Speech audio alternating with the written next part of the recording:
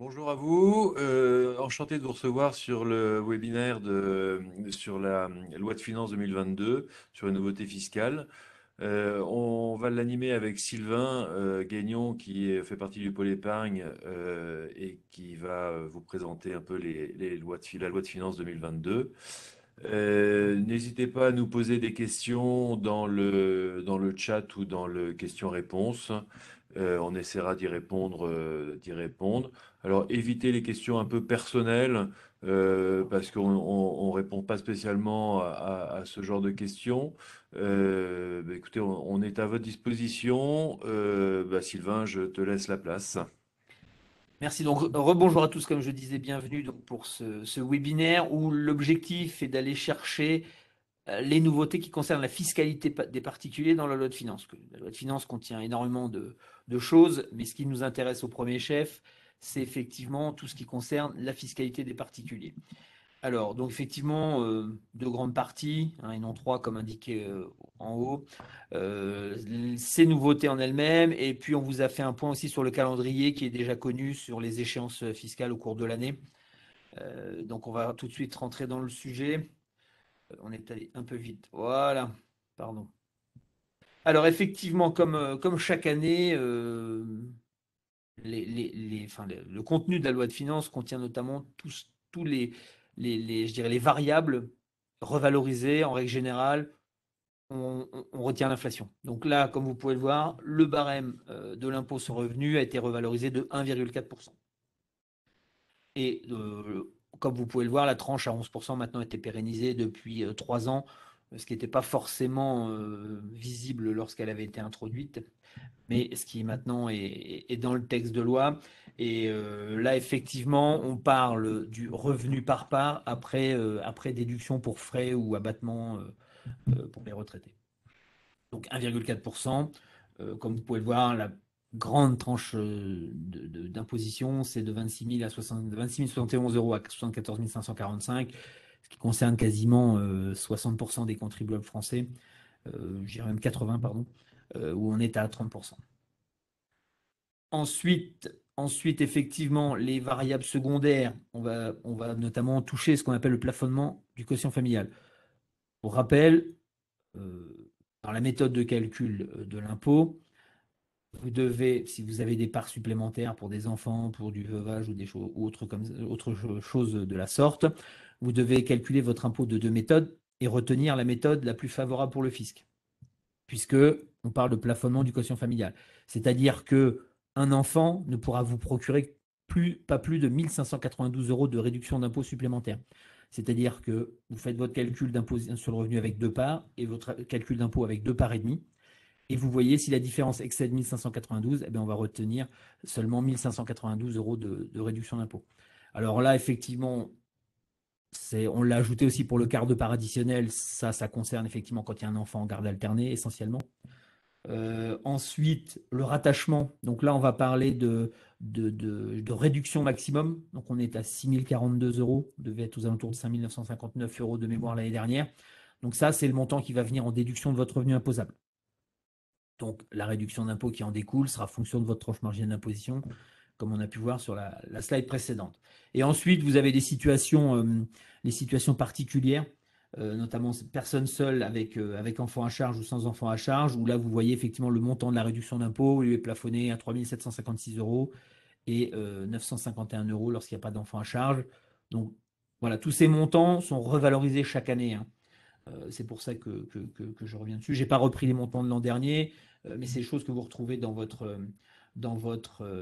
comment dirais-je, dans votre avis d'imposition. Et notamment, vous avez donc par rapport à ce plafonnement du quotient familial, en plus pour les contribuables veufs ayant des enfants à charge ou personnes invalides, effectivement, c'est une réduction d'impôt en plus de 1 772 euros. C'est-à-dire que vous avez déjà bénéficié du plafonnement ou au-dessus, ou des 3 756 euros, par exemple, quand vous avez un enfant à charge.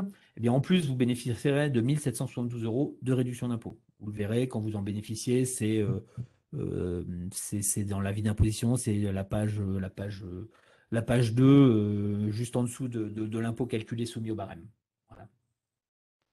Ensuite, on est toujours sur le plafonnement du quotient familial. Effectivement, le contribuable qui bénéficie de demi-part supplémentaire de quotient, invalidité, pension d'invalidité, carte de combattant, etc., peuvent bénéficier d'une réduction d'impôt susceptible de compléter celle résultant de la majoration du quotient familial qui leur est accordée. Donc là, on est sur un montant de 1 587 euros. Vous voyez, certaines réduction d'impôt qui vient. Alors tout ceci, tous ces dispositifs étaient déjà en vigueur, hein.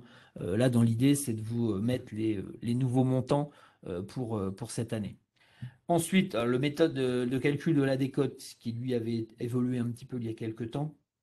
Donc c'est ce qui permet d'avoir une réduction d'impôt supplémentaire lorsque votre montant d'impôt est inférieur à certains montants. Et ce montant, lui, il est déterminé par la loi. Et effectivement, son calcul pour l'impôt 2022, pour les personnes seules, effectivement, ça sera égal entre la différence entre 790 euros et 45,25% de votre impôt. Pour un couple, là, on est sur une somme de 1 307 euros, de différence entre 1 307 euros et 45,25% du montant de leur impôt. Donc, ce qui signifie que pour avoir droit à la décote, il faut pour une personne seule que son montant d'impôt n'excède pas 1 744 euros et 2 886 euros pour un couple soumis à une imposition commune. Voilà, ça c'est un mécanisme, je vous dis, qui existe depuis toujours. Et c'est pour les faibles montants d'impôts. Et là, l'idée, c'était de remettre à jour les montants. Bon, ça va être une grande partie du début de l'exposé, hein. Ensuite, effectivement, le barème du prélèvement à la source. Là aussi, on va parler, c'est ce qu'on appelle le taux neutre, hein. C'est-à-dire quand vous ne souhaitez pas que le fisc transmette votre taux personnalisé, l'employeur appliquera un taux neutre et qui lui sera transmis par le fisc. Et là aussi, donc les tranches ont été revalorisées de 1,4%, comme pour coller au barème de l'impôt sur le revenu qu'on a vu auparavant. Donc là, effectivement, on parle de rémunération mensuelle.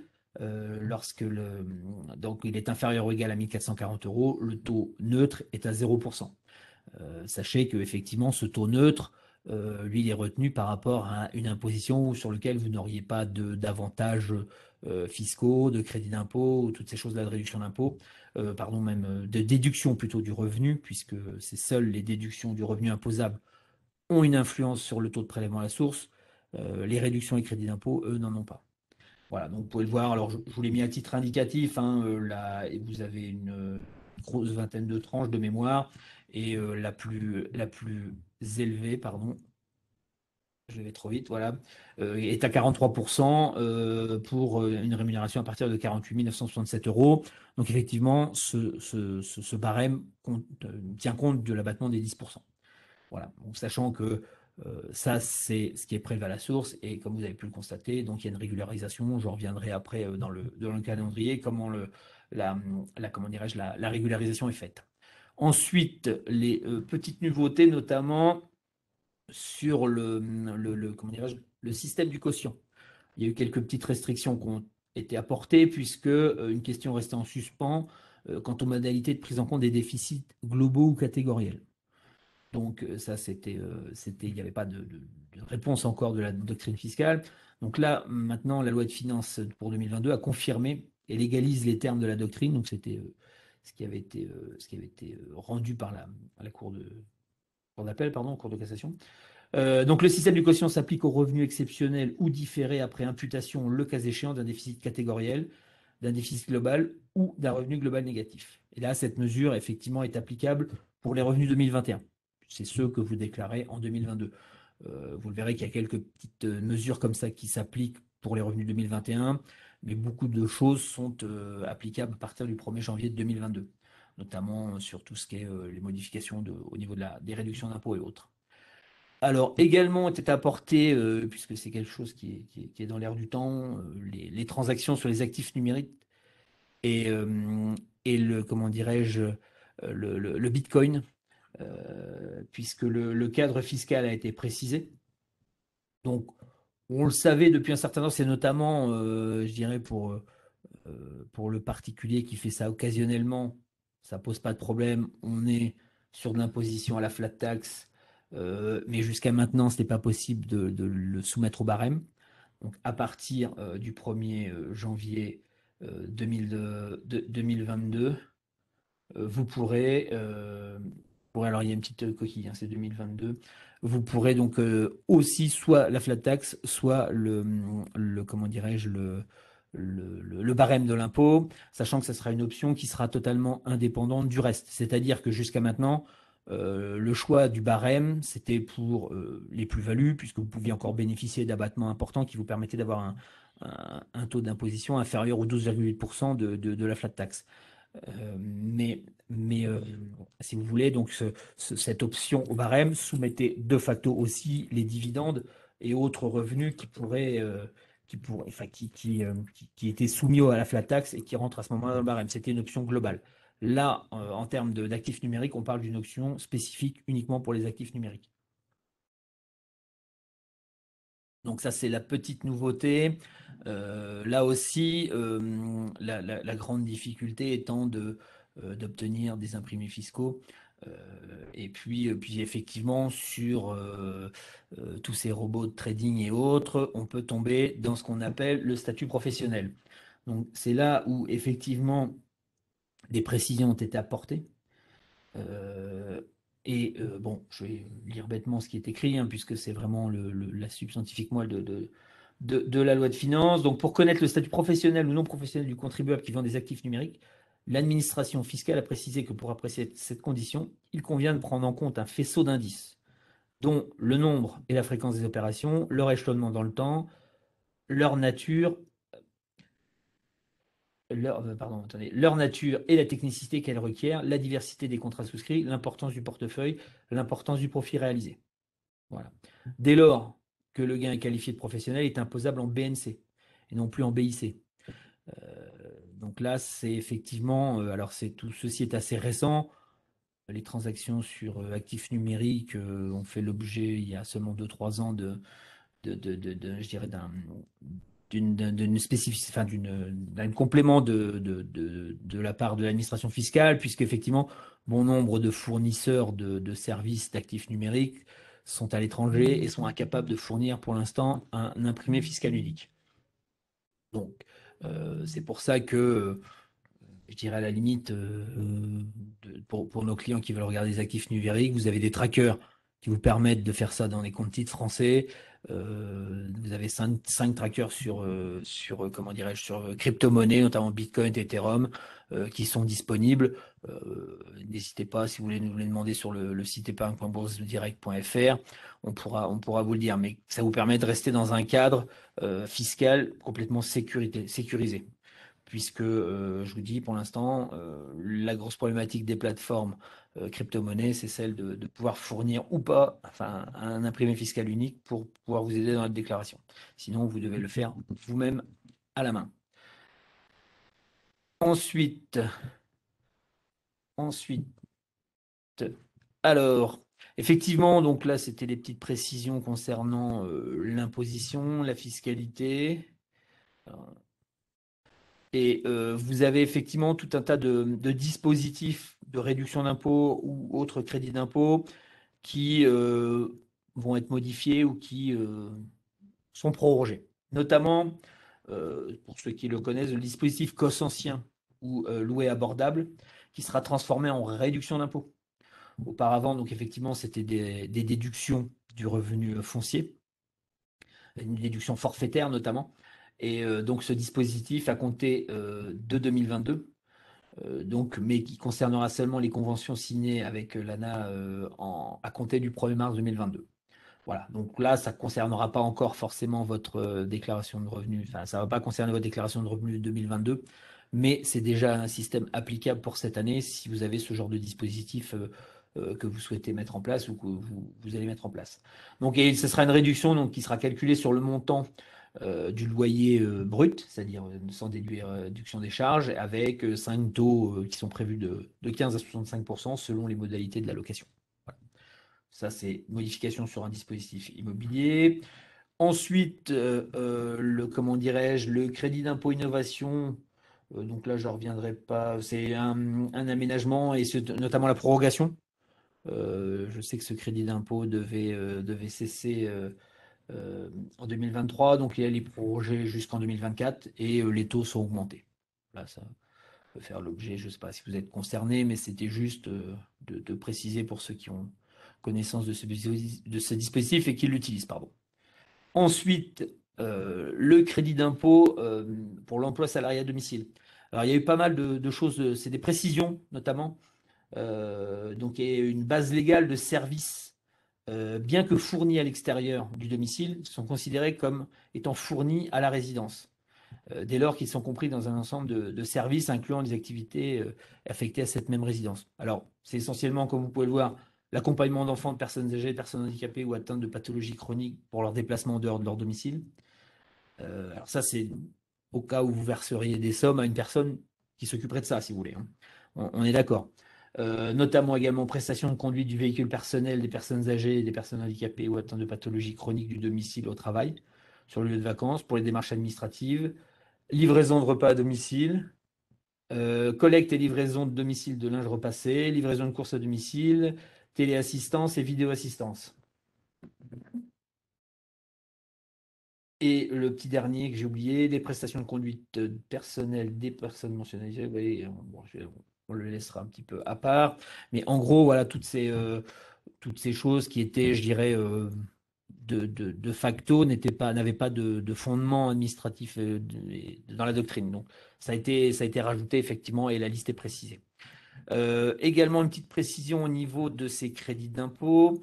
Nous avons effectivement des plafonds propres à certaines dépenses.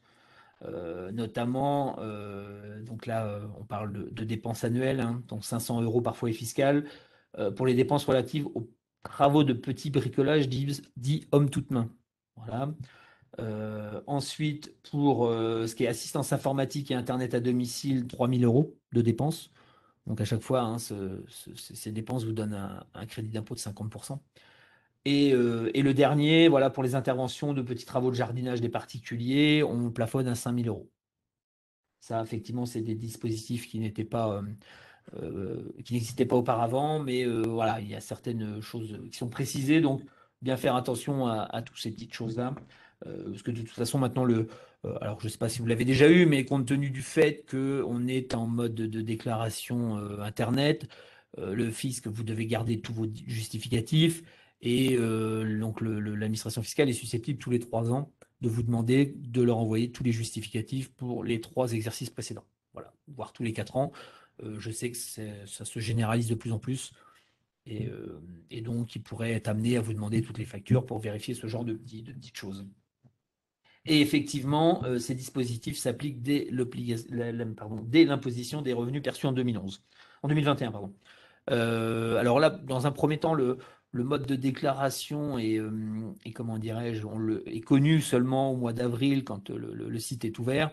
Il est peut-être possible que le fisc ait déjà prévu des sous-cases pour dans l'emploi à domicile de mettre un détail justement et de préciser ce que ça concerne exactement.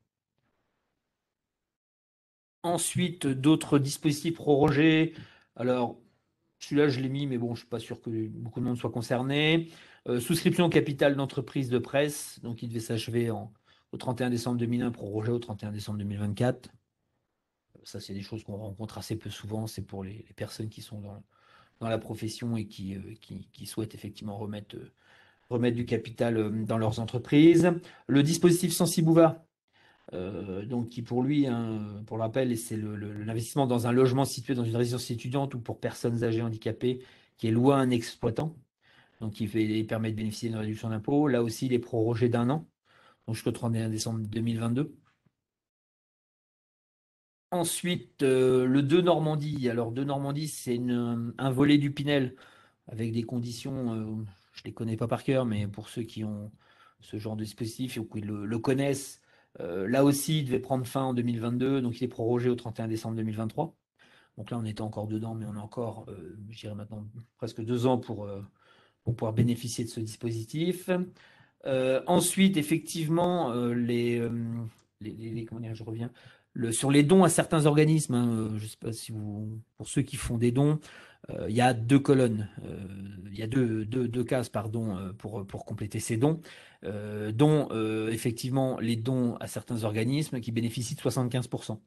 Donc je vous l'ai repris, c'est ceux des organismes ou qui œuvrent à l'aide aux personnes en difficulté ou de l'action en faveur des personnes victimes de violences domestiques. Voilà, donc ce plafond qui est aux alentours de 500 et quelques euros il y a maintenant 2 ans a été porté à 1000 euros exceptionnellement en 2020, en 2020 pardon. Donc reconduit effectivement jusqu'en 2023 pour 1000 euros. Donc c'est-à-dire que vous pouvez faire 1000 euros de dons qui vous permettront d'obtenir 750 euros de réduction d'impôt. Et effectivement, alors il faut bien faire attention que ce n'est pas tous les organismes, hein, les dons au diocèse ou toutes ces choses-là ne bénéficient eux que de 66%. Pareil pour les partis politiques, pour la recherche, toutes ces choses-là. C'est vraiment des organismes spécifiques qui interviennent dans l'aide aux personnes en difficulté et aux victimes de violences domestiques. Donc ça, effectivement, pérennisé jusqu'en 2023. Ensuite, là, c'est une petite précision sur les foncières solidaires. Effectivement, notamment sur le calcul de la plus-value, puisque en cas de revente de titres, jusqu'à maintenant, ils ont droit à la réduction Madelin. Alors, c'est ce qu'on appelle IRPME.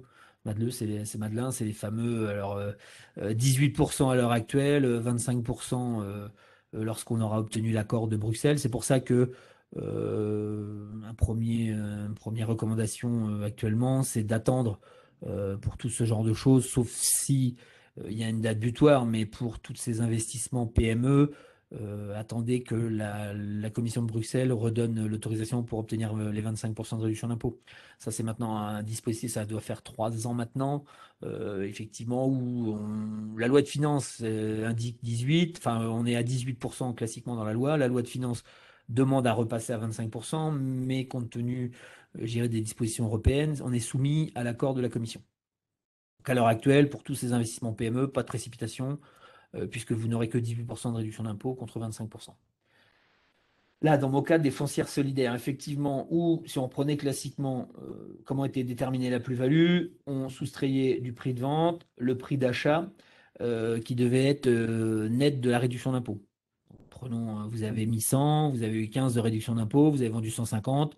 La plus-value, c'est 150 moins les 100 et auquel on retirait également la réduction d'impôt. Donc on se retrouve avec une plus-value de 65 sur ce genre de système. Alors, dans le cadre des foncières solidaires, en règle générale, il n'y a pas forcément de plus-value économique.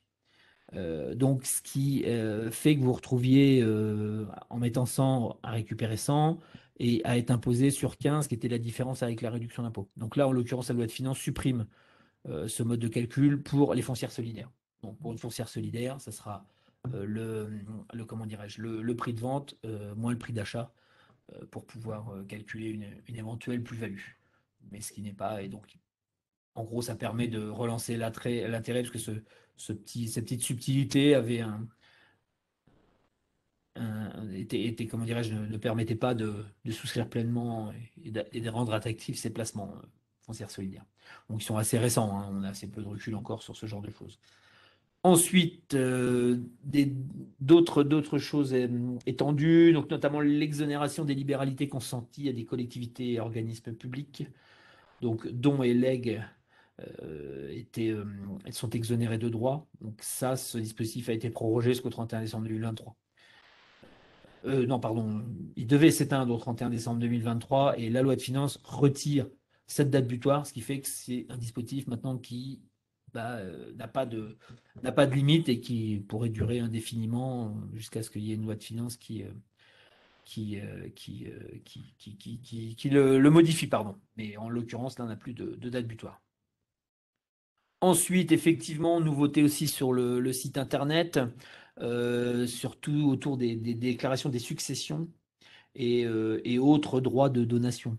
Notamment, depuis le 30 juin 2021, il y a un service de déclaration où vous pouvez déclarer vos dons manuels directement sur votre espace des impôts.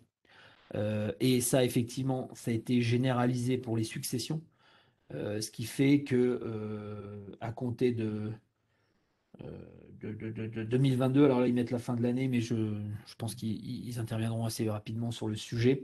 Donc les notaires, les personnes mandatées par les héritiers, légataires ou autres donataires, tuteurs ou curateurs pourront faire les déclarations de succession directement en ligne. Voilà. En gros, vous serez amené à compléter le formulaire que vous deviez déposer auprès du service des impôts. Ça pourra permettre un gain de temps. Là encore, le droit à l'erreur s'appliquera et effectivement, derrière, vous pourrez être amené à être recontacté pour d'éventuelles précisions. Ensuite, donc là, pour la loi de finances, effectivement, dans les modifications qui concernent la fiscalité des particuliers et qui vous concernent directement, ça va être les principales choses que j'ai retenues, si vous voulez. Maintenant, effectivement, on va passer sur le calendrier, les dates à retenir, notamment autour effectivement de cette déclaration de revenus. Donc pour cette année, il est prévu que ça ouvre le 7 avril. Alors encore une fois, c'est un calendrier à l'instant qui a été publié. Effectivement, on n'est pas à l'abri s'il y a un retard informatique ou autre que ces dates soient décalées. Mais en l'occurrence, à chaque fois, le calendrier a été assez tenu. Donc, ouverture le 7 avril 2022 avec date limite de dépôt des déclarations. Pour l'instant, je parle du service en ligne parce que, effectivement, la loi, on le verra un peu plus tard, nous oblige à faire une déclaration en ligne, sauf à ne pas avoir de connexion Internet ou à ne pas savoir se servir du dossier. Pour l'instant, je ne pense pas avoir vu beaucoup de particuliers se voir pratiquer l'amende qui devait être de 30 euros, je crois, pour avoir déclaré papier alors qu'ils avaient tous les outils pour le déclarer en ligne. Alors, donc la date limite pour les départements de 01 à donc de l'1 jusqu'au 19. 19, je ne saurais pas vous dire de mémoire. Donc là, on est au 25 mai. On est au 25 mai, donc effectivement, ça vient assez tôt. Le 31 mai pour les départements 20 à 54 et le 7 juin pour les départements 55 à 976. Là, on est sur, je dirais, en termes d'écart entre les dates, c'est du grand classique. Chaque année, il n'y a pas d'évolution. Là, c'est juste une reprécision des dates. Et effectivement, au cas effectivement, vous ne pourriez pas les déclarer par Internet, le dispositif prévoit toujours une version papier. Donc là, on est au 19 mai. Donc là-dessus, je dirais effectivement, euh, du, du début d'année, collecter tous vos documents. J'ai hésité hein, sur la Corrèze, mais voilà. Bon. Merci beaucoup pour la précision. Je disais effectivement, sur le début d'année, n'hésitez pas à faire un fichier, collecter tous vos imprimés fiscaux, tous vos documents.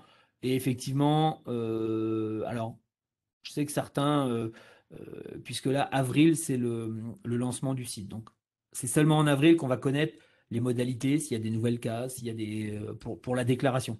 Donc, derrière, il se peut que vous receviez certaines imprimés fiscaux de vos organismes financiers seulement au mois de mai, le temps, j'irais, de mettre à jour tous ces documents et de lancer l'édition. Donc, mais mai, ça sera vraiment le dernier début mai, ça sera vraiment le dernier délai. Mais voilà, donc en gros, c'est ça, c'est collecter vos documents et puis effectivement, vers la mi-avril, commencer à regarder ce qu'il en est pour les choix notamment du rattachement d'enfants, comment dirais-je aussi, l'option au barème ou pas, pour voir si vos organismes financiers ont bien été capables de calculer les abattements pour durée de détention, parce que vous pouvez avoir des actions que vous déteniez depuis assez longtemps. Donc toutes ces choses-là, effectivement, commencer à y penser mi-avril jusqu'à fin avril. Donc je disais effectivement, la déclaration papier est encore possible au 19 mai. Alors, en règle générale, je crois qu'il y a assez peu encore de formats papier qui sont envoyés. Donc il faudra vous les procurer, soit les imprimer, soit comment dire, les récupérer au service des impôts. Et effectivement, dans la foulée, les avis d'impôts sont transmis aux contribuables sur le mois de juillet 2022. Alors là aussi, effectivement, quand vous faites une déclaration par Internet, on parle de avis d'impôt disponible dans votre espace sur le site des impôts, hein, votre espace particulier, pardon.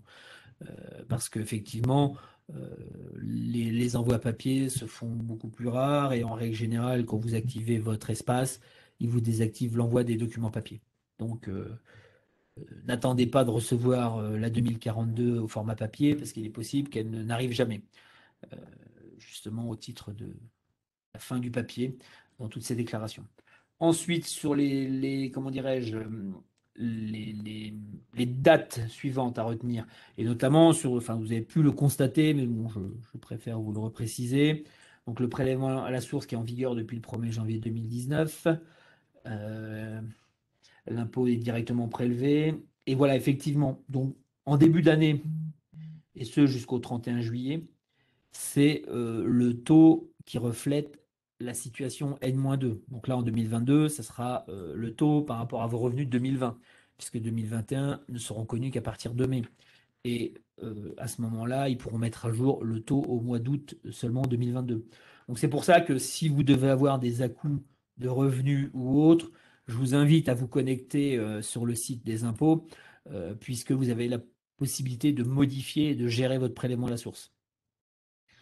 Donc ça, effectivement, pour cela, il faut avoir une bonne visibilité, je dirais, des revenus pour que ça puisse être enregistré. Et sachez que si la variation ne devait pas excéder 10%, la modification de taux n'interviendrait pas. Parce que j'ai eu le cas, effectivement, je me suis posé la question, pourquoi on n'avait pas pu modifier? Parce qu'il faut que il y ait une variation de plus de 10%. Si la variation est inférieure à 10%, c'est pas la peine d'essayer, le taux sera vous ne pourrez pas changer votre taux et donc il sera modifié avec la situation des revenus 2022 à partir du 1er août. Donc voilà, c'est la slide suivante, hein, où je vous dis effectivement en cas de changement de situation, baisse ou hausse des revenus, il vous est possible de modifier ce taux de prélèvement à la source. Et là, effectivement, le nouveau taux est calculé. Alors, sachant que quand vous faites l'enregistrement, il faut le faire, je crois, c'est avant le 8 du mois pour que ça soit déjà pris en compte le mois prochain. Si vous faites votre déclaration après le 8, enfin, votre demande de modification après le 8, ça n'interviendra que le deuxième mois, le mois suivant, enfin pas le mois d'après, mais le deuxième mois pour le prélèvement. Effectivement, il y a des délais de transmission et notamment les transmissions des taux auprès des employeurs se font une fois par mois.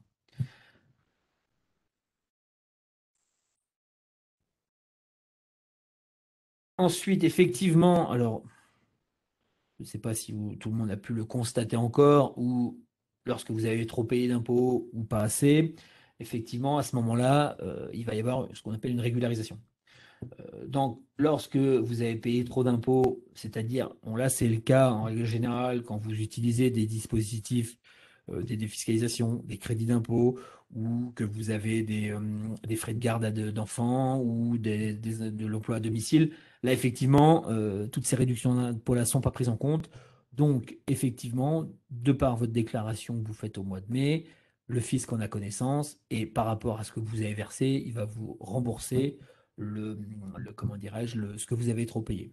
C'est prévu pour cette année entre le 22 juillet et le 5 août, sachant que voilà, c'est en fonction du lieu géographique et en fonction aussi je dirais, si c'est ça, c'est le lieu géographique, pardon. Il n'y a pas d'autres solutions. C'est-à-dire que si vous n'avez pas rien touché le 22 juillet, pardon, mais que vous attendiez un remboursement, donc pas d'inquiétude, vous serez, comment dirais-je, remboursé le 5 août. À l'inverse, effectivement, quand vous n'avez pas payé assez de fiscalité, alors ça peut arriver pour, par exemple, des plus-values que vous auriez fait sur votre compte titre ou des choses comme ça, hein, ça c'est des choses qui peuvent arriver, ou votre salaire a fortement augmenté mais que vous n'avez pas voulu apporter, enfin, procéder à la modification. Donc là, il y aura une régularisation qui sera faite, sachant que si elle est inférieure à 300 euros, c'est en une seule fois le 26 septembre. Et au-delà des 300 euros, ça sera obligatoirement étalé en 4 fois sur les 4 derniers mois de l'année, 26 octobre, 24 octobre, 26 septembre, pardon, 24 octobre, 24 novembre, 26 décembre. Voilà. Lorsque c'est au-delà des 300 euros. Alors, j'ai aperçu une rapidement où on me disait la slide 25. Alors, sur la slide 25,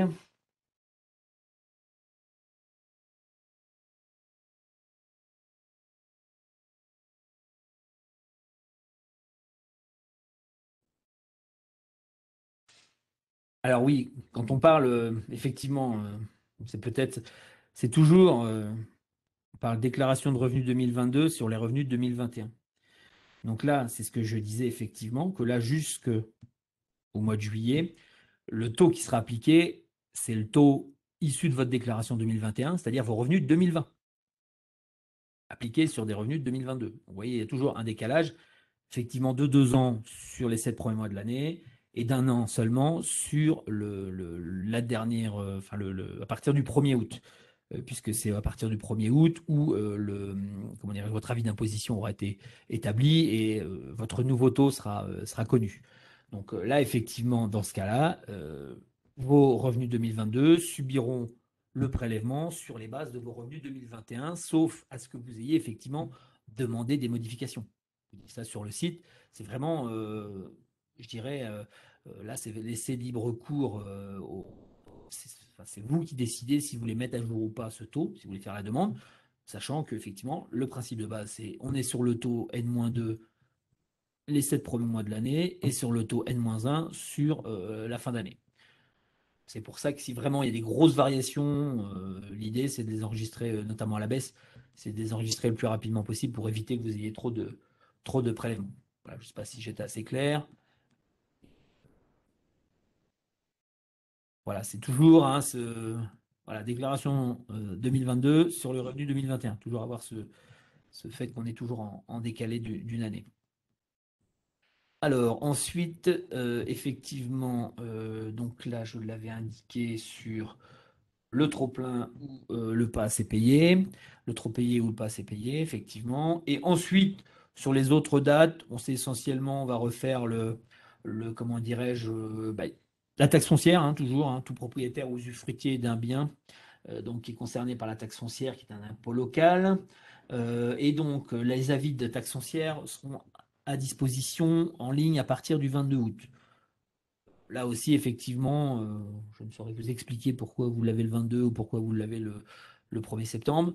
Mais en gros, dès le mois de septembre, quand vous allez télécharger enfin, ça vous l'avez fait peut-être plus tôt, mais en règle générale, vous avez, vous avez comment dirais-je, tout le temps, mais au mois de septembre, vous pouvez aller regarder si votre taxe foncière est disponible. Et donc est envoyé par voie postale. Ça, c'est quand vous avez comment dirais-je, sur votre espace client, il y a un endroit où effectivement où il vous demande si vous voulez, si vous voulez, comment dirais-je,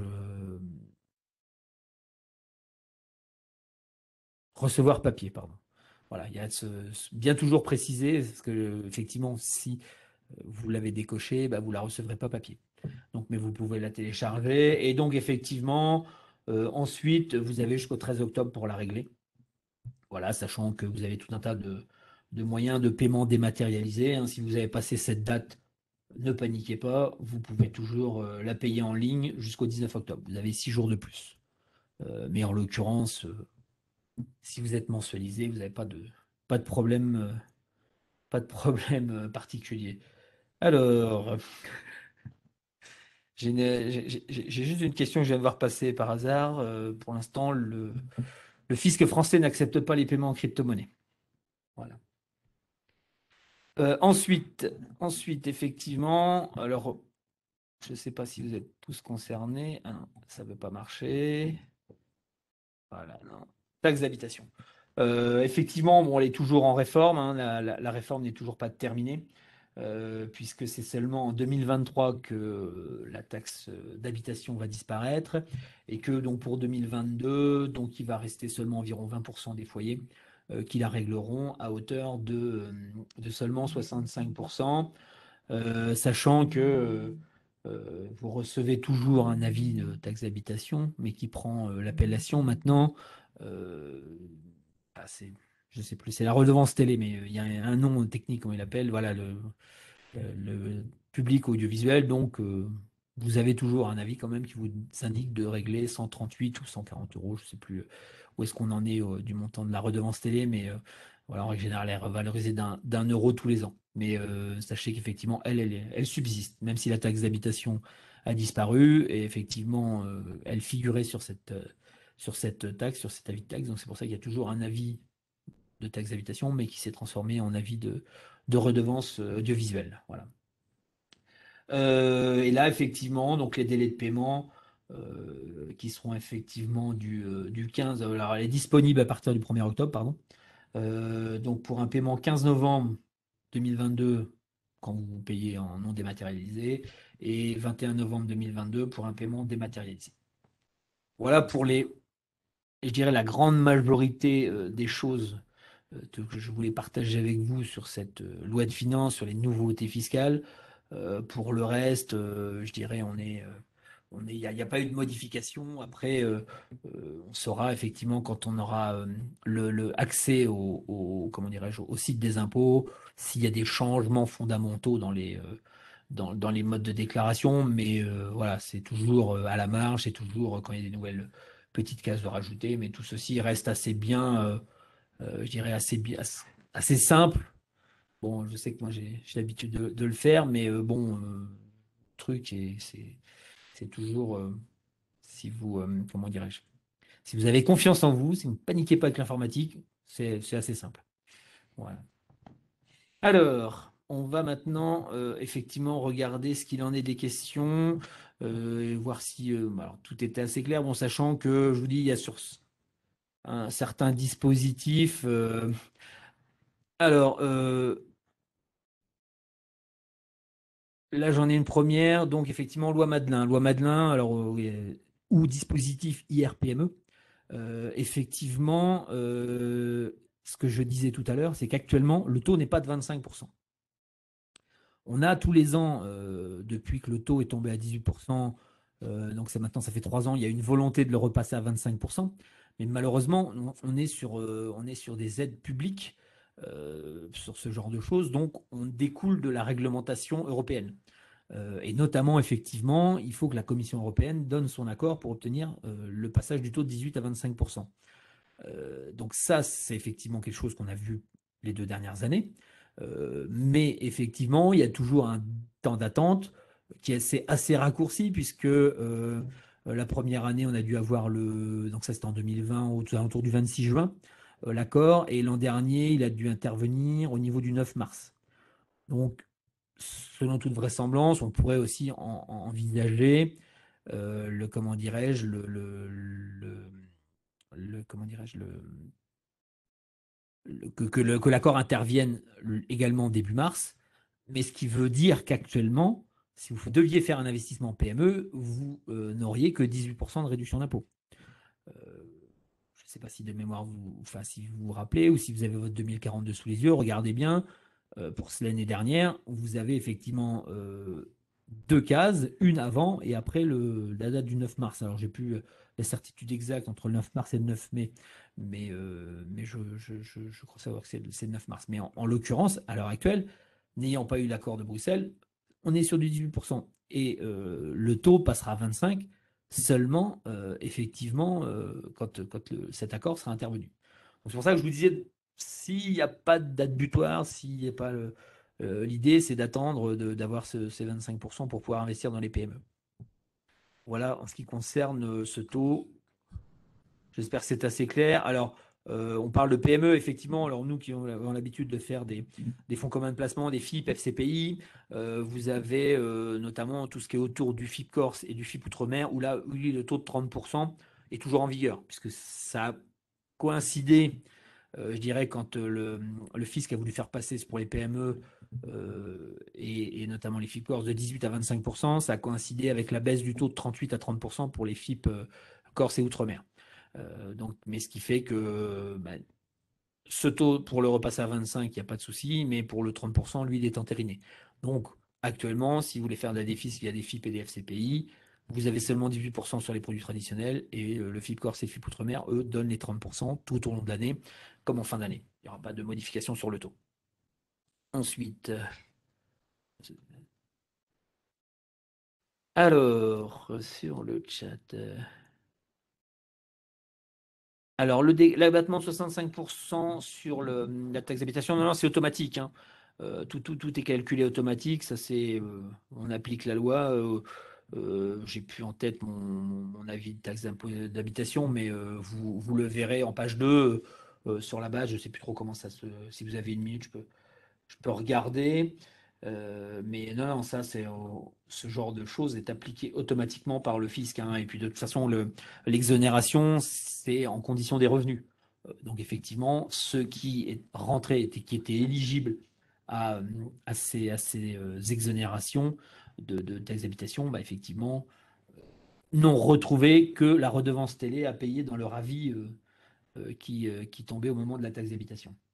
Alors, je disais effectivement, essayez de vous retrouver un avis de taxe d'habitation.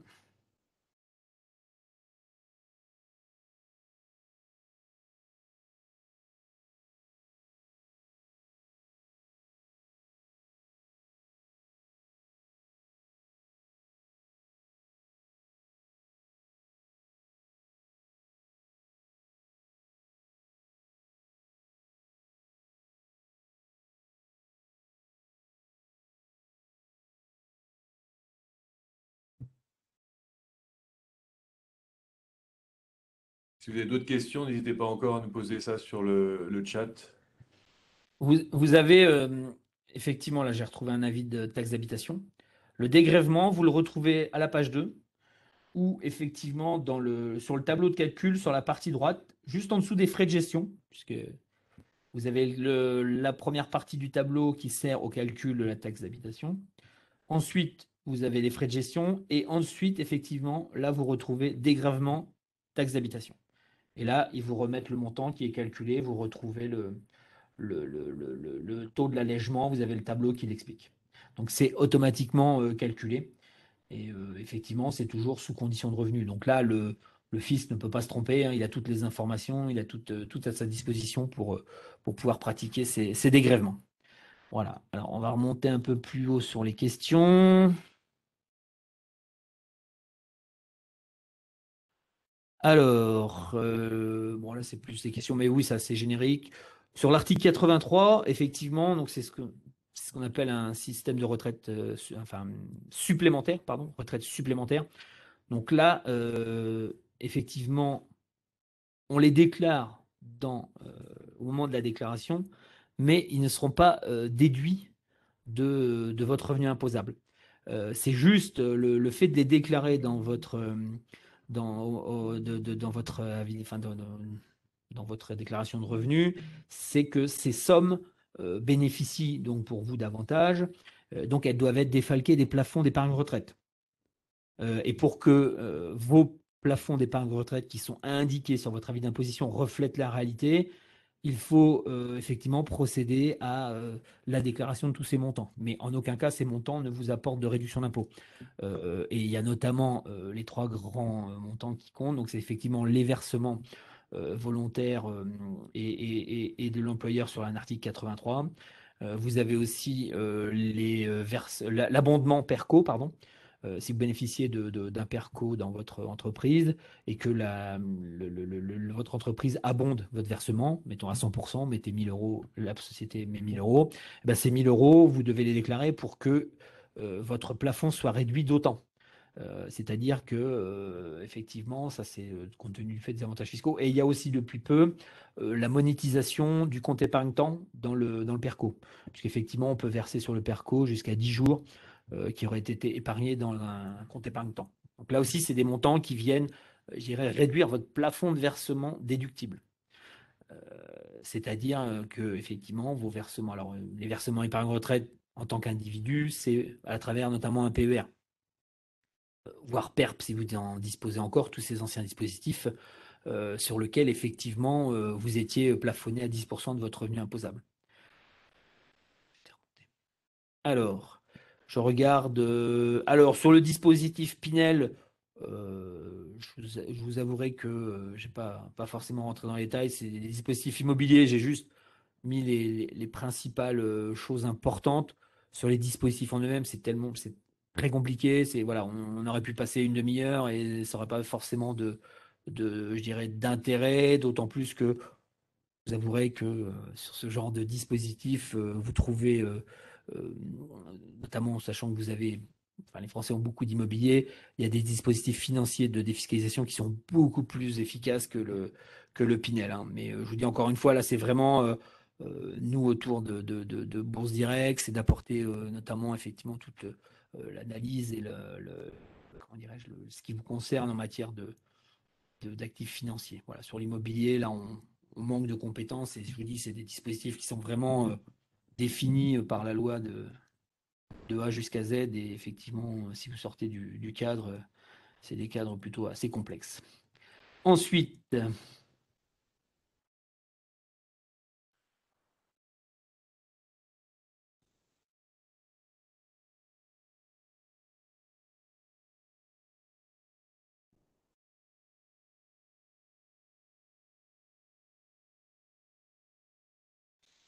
alors oui, c'est des questions un petit peu plus, notamment sur les transactions boursières, sur le côté professionnel. Alors là, effectivement, il n'y avait pas de point là-dessus, donc je ne veux pas vous dire de bêtises. Il faudrait que je regarde, hein. Je vous dis, tous ces dispositifs, malheureusement, toutes ces problématiques sont assez pointues. Et pour ne pas vous dire de bêtises, je préfère toujours regarder. Donc là, je ne pourrais pas vous répondre quant Il y a, au- il y a un webinaire fiscalité qui est organisé par. Maintenant, oui, là, je sais. Alors que nous, donc, Nicolas et moi faisons partie du service épargne. Nous sommes arrivés il y a maintenant un petit peu plus d'un an, enfin bientôt un an. Effectivement, je sais qu'à côté, ils ont des webinaires et nous allons voir avec eux pour les compléter, et notamment effectivement autour de ce côté professionnel des transactions, voir aussi comment dirais-je, les, euh, pardon, les cryptos avec les actifs numériques qui pourraient faire l'objet d'un webinaire complémentaire, parce que là encore, on rentre dans un niveau de détail beaucoup plus important où ce n'était pas forcément l'objectif du webinaire d'aujourd'hui.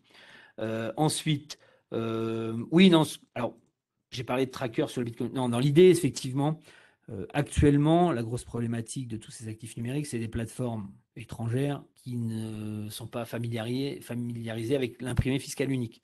C'est-à-dire qu'elles ne sont pas capables de vous le fournir pour votre fiscalité. Donc, moi, mon objectif, et j'avoue que je le fais pour moi-même, j'ai voulu investir effectivement dans les cryptos. Donc, j'ai d'abord regardé ce qu'il était possible de faire avec des trackers.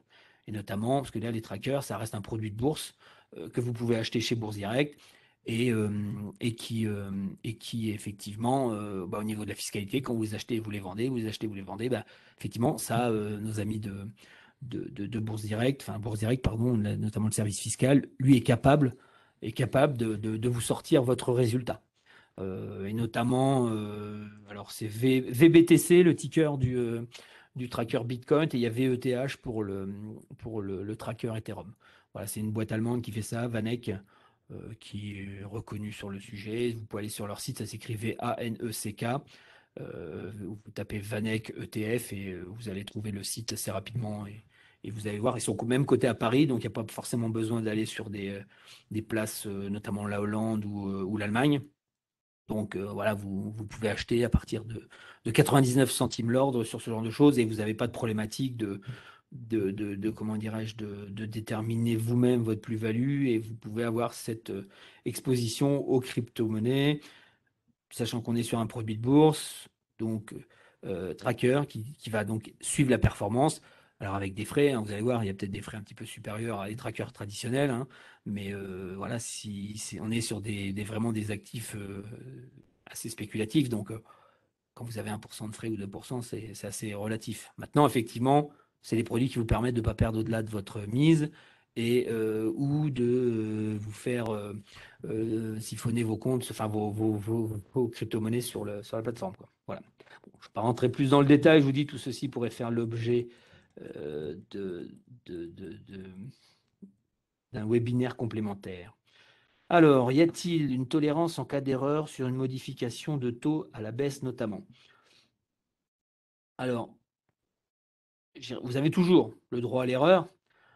Maintenant, voilà, l'erreur doit être de bonne foi. Enfin, j'ai pas connaissance de ce genre de choses.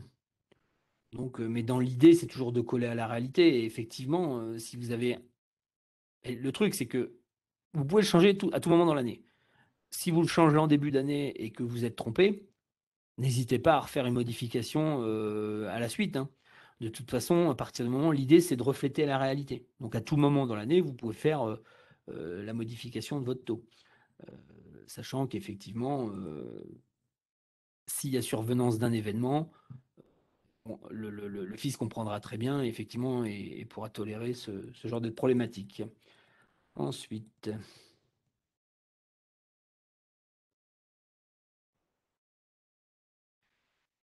alors, sur la question, est-ce que les moins-values mobilières sur les FIP et les FCPR sont déductibles des plus-values mobilières? Alors, de principe, c'est des produits où on est exonéré sur la plus-value. Donc, par réciprocité, pas d'imputation des moins-values. Voilà. Sur ce genre de produit, il n'y a pas de, je dirais, il n'y a pas de, il n'y a pas de texte expressément dans la loi qui le précise. Il n'y a jamais eu de cas à trancher devant les juges, parce qu'en règle générale, c'est des assez faibles montants. C'est pas des choses qu'on fait l'objet de, enfin, donc d'interprétation. Mais voilà, en gros, dans une interprétation de la doctrine fiscale, en règle générale, quand on n'a pas de taxation sur la plus-value, la moins-value, on ne peut pas la déduire. Donc là, ça c'est notre position, ce sera toujours celle-là. À partir du moment où vous êtes exonéré en matière de plus-value, on ne pourra pas enregistrer les moins-values. Ensuite,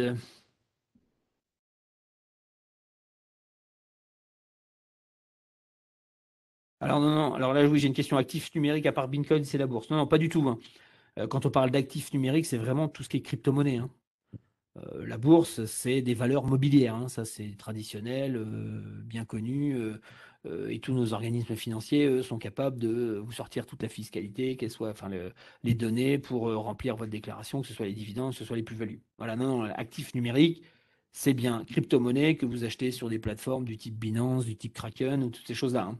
C'est là où vous n'êtes pas par intermédiaire, par effectivement un intermédiaire financier qui lui est capable de vous fournir, et notamment français, qui est capable de vous fournir tous ces documents pour la fiscalité.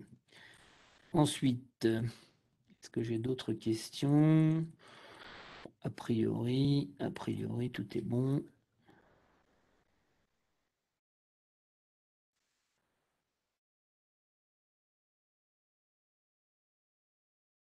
Bon, on a fait à peu près le tour. C'était une loi de finances assez simple cette année, sans trop de modifications, beaucoup de revalorisation et des dates repoussées. Je pense Bah, que l'année prochaine, 2022, va être un peu plus compliquée avec le nouveau gouvernement. alors, encore une fois, effectivement, au début de son mandat, M. Macron avait souhaité apporter une stabilité. C'est pour ça que soit, vous voyez, hein, c'est juste des revalorisations de données intrinsèques aux déclarations de revenus, des prorogations de dispositifs, mais pas de grands changements fondamentaux. Donc effectivement, en fonction du nouveau président, il pourrait y avoir beaucoup plus d'actualité l'année prochaine, sachant que effectivement, le cadre, si M. Macron devait être réélu, on s'en tiendrait, je pense, à un même contenu, si vous voulez. Pas c'était vraiment au début de son mandat, c'était la stabilité, notamment en matière fiscale, pour pouvoir puissiez investir sereinement, puisqu'effectivement, dans les horizons d'investissement, on est sur des années, des 5 à 10 ans. Quand on a une présidentielle qui est tous les 5 ans, effectivement, si la fiscalité change, ben on est moins serein au début pour investir. Voilà, en gros.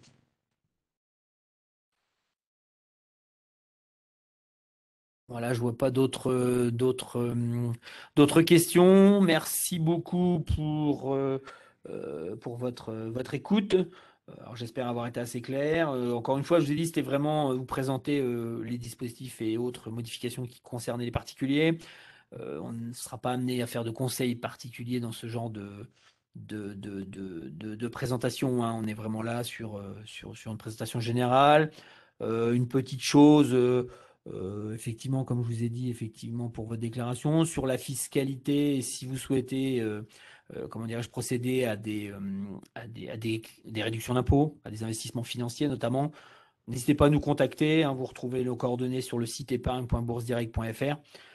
Effectivement, il peut y avoir un intérêt déjà de commencer à regarder au mois de juin, parce qu'on peut avoir des produits de l'année d'avant qui vont être clôturés, donc on gagne du temps sur l'échéance. Il y a aussi des dispositifs Girardin, je ne sais pas s'ils peuvent vous parler, pour réduire des montants d'impôts assez importants, sur lesquels il y a une disponibilité seulement sur le premier semestre. Voilà, et puis après, je dirais septembre, à la rentrée, dès la rentrée, les premiers produits arrivent, commencez à regarder. sachant que si vous êtes amené à faire de l'épargne retraite, préférez plutôt les versements réguliers à un versement ponctuel en fin d'année. Ça vous permet de pouvoir investir sereinement sur les marchés actions, hein, puisqu'actuellement, si vous voulez du rendement, bah, c'est le sans risque n'a plus de rendement. Ça fait déjà quelques temps maintenant, et c'est vraiment les actions qui vont vous apporter du rendement. Et bon, effectivement, les indices subissent un peu de dégagement ces derniers temps, mais il faut bien avoir en tête que sur les 6 derniers mois, ils avaient beaucoup monté, enfin ils avaient monté, mais en relation aux grandes valeurs. Puisque si vous regardiez un peu plus en profondeur dans la cote, les PME avaient pas forcément fait les mêmes performances. Voilà, donc il y a toujours un intérêt à aller sur les actions, mais d'être effectivement beaucoup plus sélectif. Voilà, Nicolas, est-ce que tu veux ajouter quelque chose? Ouais, non, je crois que tu as bien fait le tour. Voilà, bah, je vous remercie beaucoup en tout cas, et puis bah, je vous dis à bientôt pour un prochain webinaire. Merci, au revoir. Bonne journée à tous. Au revoir.